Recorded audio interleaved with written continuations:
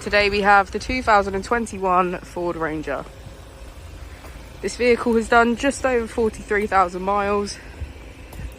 It has an automatic transmission and a diesel fuel type. As we approach the back of the vehicle, we can see that this is a crew cab.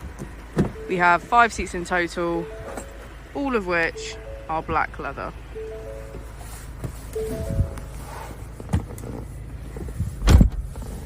On the steering wheel, we have features such as voice control and cruise control.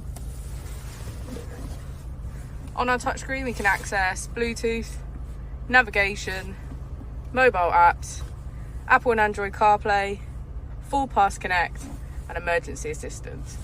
If we put the vehicle into reverse, we can see that it comes with a parking camera with parking sensors.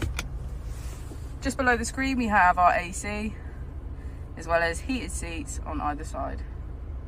This Ranger also comes with a keyless ignition, 3 different driving modes to choose from, lane assist, and hill descent control.